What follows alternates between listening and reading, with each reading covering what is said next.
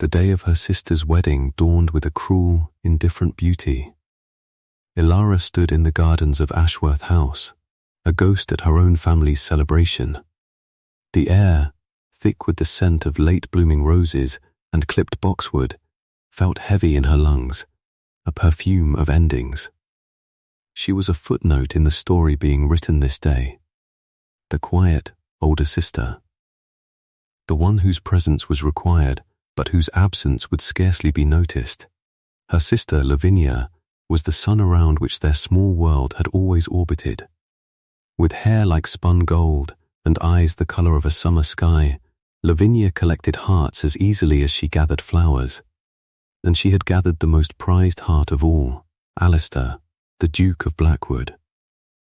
He was a man carved from granite and shadow, spoken of in hushed, respectful tones in every drawing room in London.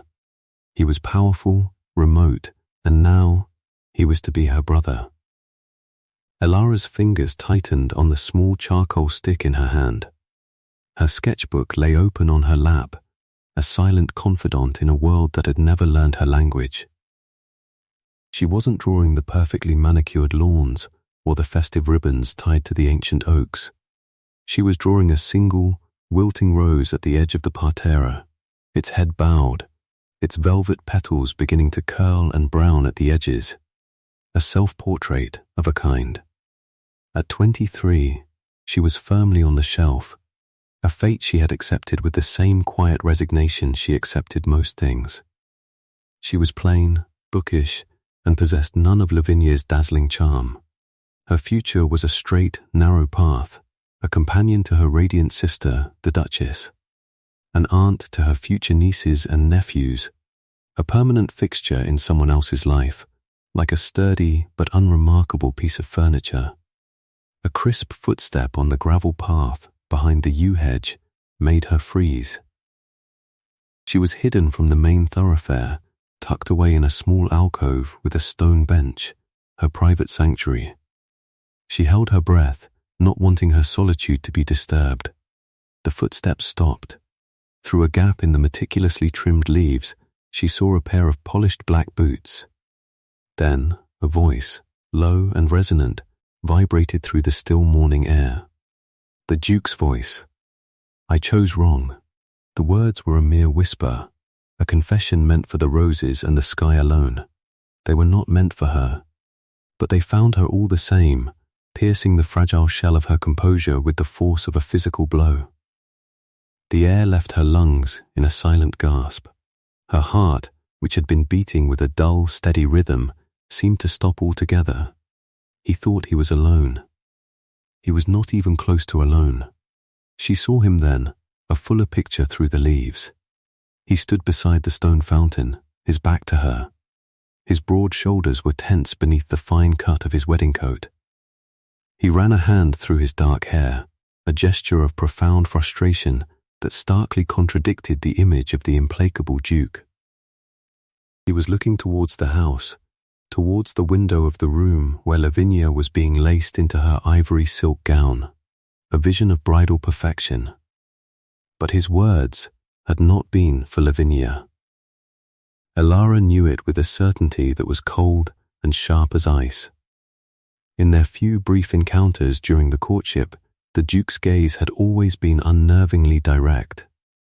He had looked at Lavinia with proper admiration, but when his eyes, a startling shade of deep amber, had chanced upon Ilara, they had held something else, an unnerving flicker of recognition, of assessment that made her feel seen in a way that was both terrifying and thrilling. She had dismissed it as fancy, a plain girl's foolish dream. Now, his whispered agony in the garden gave it a terrible, new context. I chose wrong. The words echoed in the sudden, ringing silence of her mind. He hadn't just made a mistake. He had voiced the secret, impossible truth that had taken root in the darkest corner of her own heart. A truth she had never dared to acknowledge, even to herself. The charcoal stick snapped between her fingers. The sound was infinitesimally small, but in the charged silence, it felt like a gunshot. The Duke's head whipped around. His gaze swept the garden, searching. Elara shrank back, her body going cold. She felt like a pinned butterfly, her every secret exposed. But the hedge held. After a long moment, he turned back to the fountain, his posture rigid with control once more. She couldn't stay. She couldn't watch him stand at the altar beside her sister, his whispered confession a poisoned secret between them. She couldn't spend the rest of her life as the maiden aunt, living in his house, seeing the truth in his eyes every day, knowing she was the sister he should have chosen. The quiet tragedy of her life had just become an unbearable, active torment. Her decision was not a thought, but an instinct. It was the flight of a startled deer, the desperate surge of a creature trapped. Quietly, she closed her sketchbook, gathered her skirts, and slipped away, moving through the concealed paths of the garden she knew so well. She did not go back to the house, where the cheerful chaos of the preparations would swallow her. She went to her own small room via the servants' entrance, her feet silent on the worn stone stairs. Her hands moved with a strange, dreamlike efficiency. A small valise, the one she used for occasional visits, was pulled from the bottom of her wardrobe. Into it went a change of linen, a spare dress, and her precious box of charcoals. Her sketchbook she clutched to her chest. From a locked drawer in her writing desk, she took out the small purse that contained her savings. It was a meager sum, carefully hoarded over years from her modest allowance, but it was hers. It was the price of her freedom. She paused only to write a short, cryptic note to Lavinia. "Dearest sister, an unforeseen and urgent matter calls me away. Please, do not worry. I wish you every happiness. Forgive me, Elara, it was a coward's note. But it was the best she could do." She left it on her pillow, a white flag of surrender. Before the wedding bells began to peal, before the vows were spoken and the lie was sealed, Elara was gone. She walked the 2 miles to the posting inn, her valleys banging against her leg, her heart a frantic drum against her ribs. She did not look back. She bought a ticket for the first mail coach heading west, to a destination she chose from the schedule board at random. Bath. It sounded quiet, respectable, anonymous, as the coach rattled away from the town, leaving the spire of the church where her sister was becoming a duchess behind. Elara felt a strange and hollow liberty. She had destroyed her life, her future, her place in the world. But for the first time, she felt as if she might, finally, be able to breathe. The wilting rose in her sketchbook was a life she was leaving behind. She did not yet know what, if anything, would grow in its place. The city of Bath was a symphony of pale, honey-coloured stone and refined manners. It was a world away from the lush green quiet of her country home. For the first week, Elara felt adrift, a solitary ship on a vast and indifferent sea. She took a small but clean set of rooms above a bookshop, paying the kindly landlady, a widow named Mrs. Gable, a month's rent in advance. She introduced herself as Mrs. Croft, inventing a recently deceased husband who had left her with a modest but sufficient income. The lie was a fragile shield, but it was all she had. Loneliness was a constant companion. The murmur of polite society in the pump room, the laughter from passing carriages, the sight of families strolling in the gardens, all of it served to highlight her own isolation. Her first few weeks were a blur of aimless walks and solitary meals in her room. Fear was a cold knot in her stomach. Her money was dwindling faster than she had anticipated, and the prospect of her future was a vast, terrifying blank. But Elara had her resilience, a quiet strength forged in a lifetime of being overlooked. And she had her art. One afternoon, sitting by the River Avon, desperation gnawing at her, she opened her sketchbook. Her hands, at first stiff and uncertain, began to move. She drew the graceful curve of Pulteney Bridge, the shimmer of light on the water, the ancient stooping willows on the far bank. She lost herself in the lines and shadows, the familiar scrape of charcoal on paper a comforting balm to her frayed nerves. When she was finished, she looked at the drawing, truly looked at it, and saw not just a pleasant scene, but a lifeline. The next day, she purchased a few sheets of proper drawing paper and a simple wooden frame. She spent 2 days recreating the river scene with painstaking care. With her heart hammering against her ribs, she took the finished piece to a small gallery she had passed on one of her walks. The proprietor was a stern-faced man with spectacles perched on the end of his nose. He examined her drawing with a critical eye, his silence stretching her nerves thin. "The perspective is sound," he said at last, his tone grudging. "The light is handled with some skill. It is not a masterpiece, but it is competent." He offered her a pittance for it. Ilara, her throat dry, accepted. That small transaction was a turning point. It was the first money she had ever earned. It was proof that she could survive, that her one small talent had value in the world. She began to draw with a new sense of purpose. She sketched the grand architecture of the Royal Crescent, the bustling market scenes, the quiet corners of the city that most people overlooked. She sold them through the gallery, her work signed simply E. Croft. Her reputation as a local artist of modest but reliable talent began to grow. Slowly, cautiously, she built a new life. It was a small, quiet life, circumscribed by her work and her solitary walks. She spoke little of her past, and Mrs. Gable, a woman who understood the value of privacy, never pressed. The name Ilara Ashworth began to feel like a costume she had shed. She was Mrs. Croft, the artist. The identity was spare, but it was whole, and it was hers.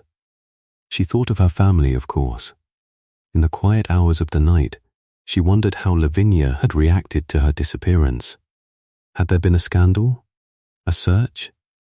She scanned the London papers at the subscription library, her eyes searching for any mention of the Duke or Duchess of Blackwood. She saw their names occasionally, listed among the attendees of some grand ball or charity event. The Duchess was universally praised for her beauty and grace. There was never any mention of a missing sister. It was as if she had simply evaporated. The silence was both a relief and a source of deep, abiding pain. She had made herself invisible, and the world had obliged. A year passed. The seasons turned, painting the city in new colors. Ilara's fear began to recede, replaced by a fragile sense of peace. She had saved a small amount of money, enough to feel a measure of security.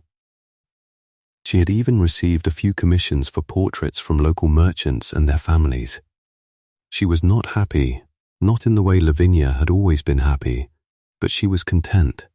She had a purpose. She was her own woman. Then a letter arrived. It was not addressed in a familiar hand. It was a thick, creamy vellum, sealed with a crest she did not recognize. It had been delivered to the gallery, with instructions to pass it on to E. Croft. Her hands trembled slightly as she broke the seal. The letter was from a London solicitor. It spoke of a patron, a gentleman of significant standing, who had seen her work and wished to commission a portrait. The terms were astonishing. The fee offered was more than she had earned in the entire year.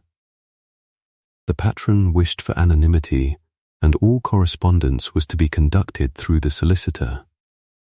The subject of the portrait was to be a surprise, to be revealed at the first sitting. The location was a country house, leased for the purpose, a few miles outside of Bath. Ilara's first instinct was to refuse. It was too much, too mysterious. It felt dangerous, a disruption to the carefully constructed quiet of her life. It risked exposure. But the money, it would mean security for years. It would mean she would never again have to live in fear of destitution. And a part of her, the artist, was intrigued by the mystery. A patron who valued her work so highly, who was willing to pay such a sum, It was a validation she had never dreamed of. After a week of agonizing indecision, she wrote back, accepting the commission. She laid out her own terms. She would travel to the house for the sittings, but would not reside there. Her identity as Mrs. Croft was to be strictly respected. The solicitor agreed to everything. The date was set. The morning of the first sitting, Elara felt a sense of foreboding as sharp as the scent of rain on the air. She hired a carriage, her art supplies packed carefully beside her. The drive took her out of the city and into the rolling green countryside. The house was a handsome, though not overly grand, manor set back from the road at the end of a long, tree-lined drive. It was isolated, utterly private. A severe-looking housekeeper showed her into a drawing room that had been prepared as a studio.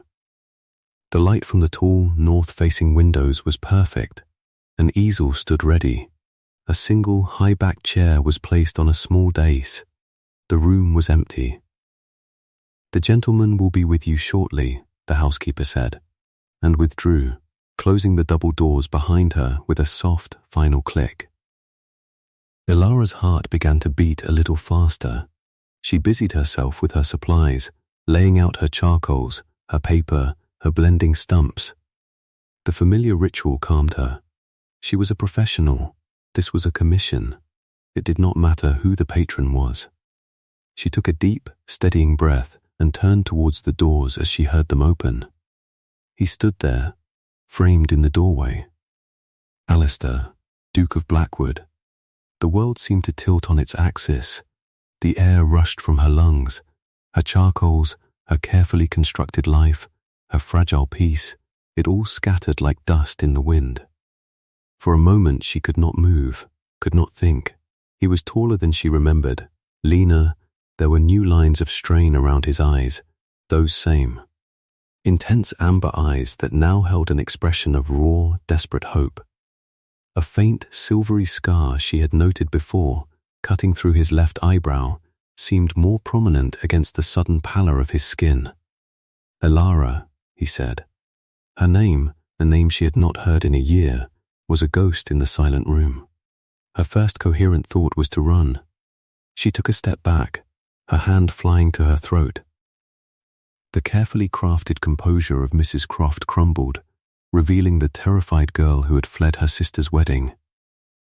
"Your Grace," she managed, her voice a hoarse whisper. "There has been a mistake."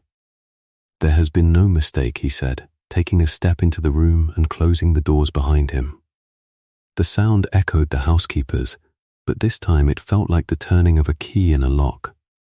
"It has taken me a year to find you.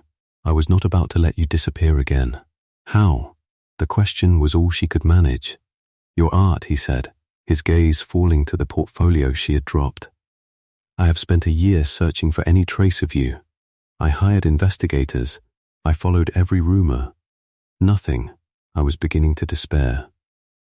Then, a month ago, I was in a small gallery in London. I saw a sketch, a landscape of the River Avon. It was signed E. Croft, but I knew the hand. I would know it anywhere. I have spent the last year haunted by the memory of the drawings in the sketchbook you left behind." He had seen her sketchbook. The thought sent a fresh wave of panic and shame through her. Her private thoughts, her secret drawings, laid bare. "I bought every piece the gallery had," he continued, his voice low and urgent. "I traced them back to Bath. I learned of Mrs. Croft, the reclusive artist. I knew it had to be you. This commission, it was the only way I could think of to bring you here, to make you listen without causing a scene." "Listen to what?" she asked, finding a sliver of anger to cling to. "What could you possibly have to say to me? You are married to my sister. Your presence here, with me, is a scandal." A shadow of pain crossed his face. "I am not married to your sister," he said quietly. "Not anymore. The marriage was annulled 6 months ago." Elara stared at him, stunned into silence. Annulled? It was a difficult, scandalous process, reserved for the most dire of circumstances. Lavinia found the note you left, he explained, his eyes never leaving hers. She confronted me after the ceremony. She knew something was wrong. She is more perceptive than people give her credit for. She demanded the truth. And I, like a fool and a coward, gave it to her. He walked towards the window, staring out at the manicured lawn, his back to her once more. Just as it had been in the garden a year ago. I told her everything. About the promise I made to your father on his deathbed. He was worried, his estate entailed, his finances in ruins. He feared for you both. He made me swear I would marry one of his daughters, unite our estates, and secure your futures. His confession landed in the quiet room like a stone dropped into a perfectly still well. The ripples spreading out to touch every corner of her memory. I agreed, Alistair went on, his voice rough with self-recrimination. It was a matter of honour, a debt to a dying friend. I came to Ashworth to choose. I saw Lavinia, beautiful, vibrant, the perfect choice for a duchess. And I saw you, quiet, observant, with a mind that shone in your eyes whenever you thought no one was looking. I made a practical decision, a sensible choice.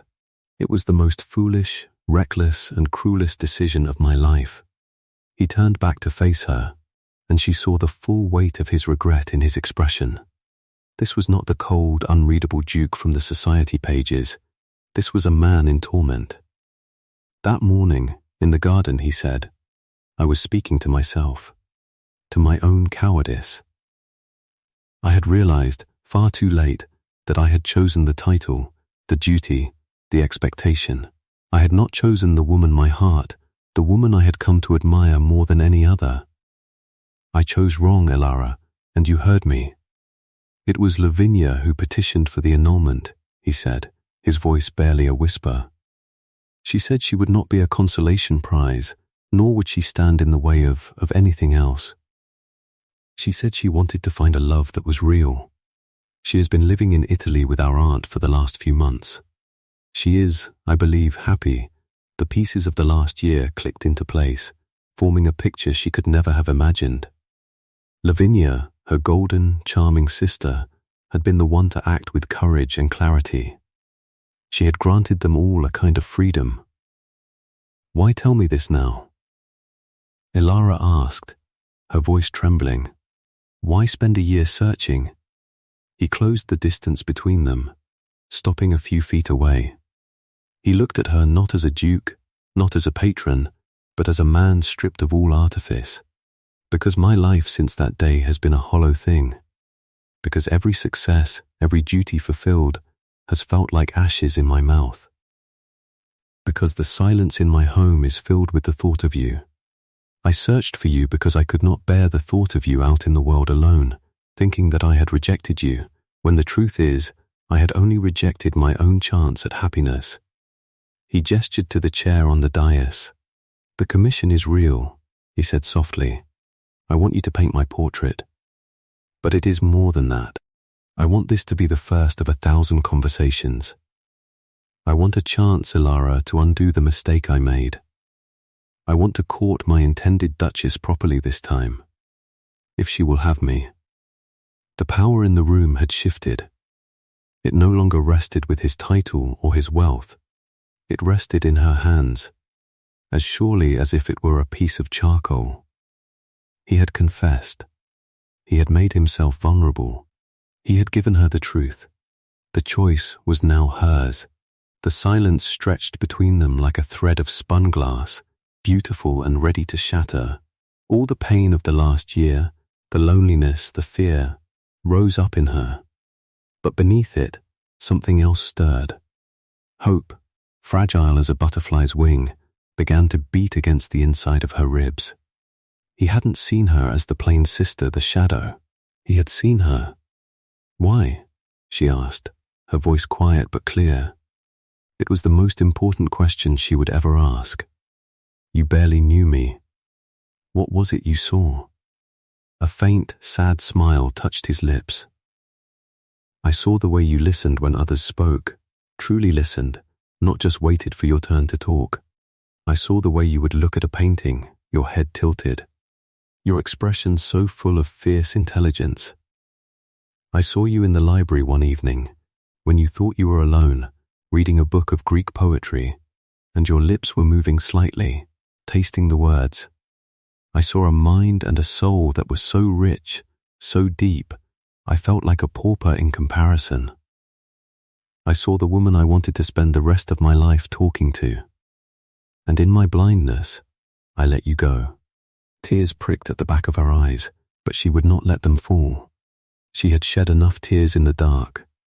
She looked at him, the powerful Duke of Blackwood, who had spent a year searching for a reclusive artist, and she saw the man he was, not just the title he held. She walked past him, over to her portfolio, and picked it up. She placed it on the table and untied the ribbons, her movements deliberate. She pulled out a fresh sheet of paper and affixed it to the drawing board. Then she picked up a piece of charcoal. She looked at him, and for the first time she did not feel like a shadow.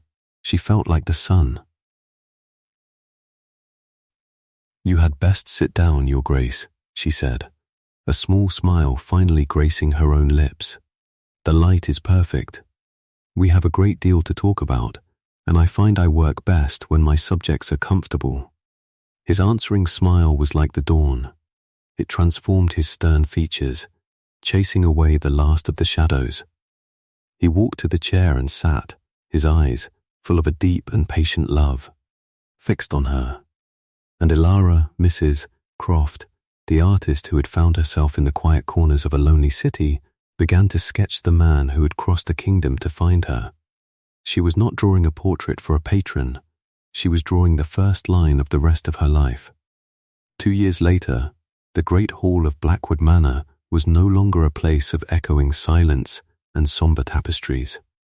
Sunlight streamed through the tall, mullioned windows, illuminating the vibrant colors of the paintings that now hung on the ancient stone walls.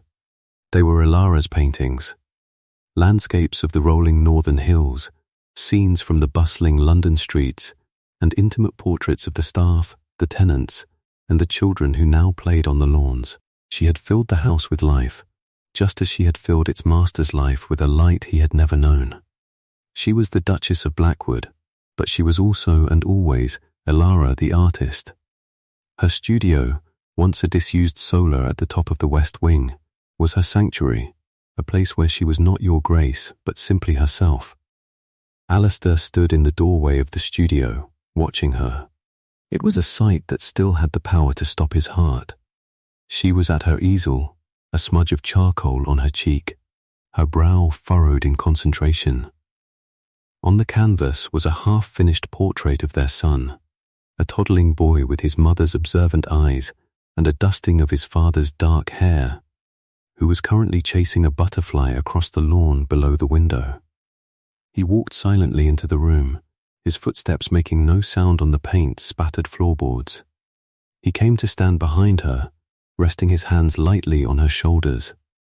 She leaned back against him, a familiar, comfortable gesture that spoke of 1,000 such moments. "He will not stay still," she murmured, a hint of laughter in her voice. "He is an impossible subject." "He has an abundance of spirit," Alistair said, his lips brushing the top of her head. "Like his mother." He looked from the boy on the lawn to the boy taking shape on the canvas, and then to the woman in his arms. His world, complete and perfect, was contained in that single view. The years of duty, of cold, lonely honor, seemed like a lifetime ago, a story about another man. Elara had not just married him, she had healed him. She had taught him how to see the world not as a series of obligations and strategic alliances, but as a place of beauty, of quiet moments, of simple, profound joy. He, in turn, had given her the freedom to be utterly and completely herself, not as a duchess, but as the woman he had first seen in the pages of a hidden sketchbook. She turned in his arms, her charcoal-dusted fingers coming up to rest on his chest. "Do you ever regret it?" she asked softly. "The scandal? The disruption? The choice you made?" He looked down at her, his amber eyes warm and clear. He thought of the man he had been, standing alone in that garden, trapped by a foolish promise and his own blind pride. He thought of the hollow year that followed, a year spent searching for the missing piece of his own soul. And he thought of the moment she had turned to him in that rented house, her eyes full of a strength he had only glimpsed before, and offered him a beginning instead of an ending. "My only regret," he said, his voice low and certain, "is that it took me so long to find the courage to choose correctly. Every day since has been a gift." He bent his head and kissed her, a slow, deep kiss that tasted of charcoal and turpentine, and a love that had been strong enough to rewrite their story. Outside, their son laughed, a bright, clear sound carried on the summer breeze. Elara smiled against his lips. Her life had not been a straight, narrow path after all. It had been a winding, unexpected journey through shadow, but it had led her, finally, into the sun. And she knew, with a certainty that settled deep in her bones, that it was a journey she would not have traded for anything. She was home.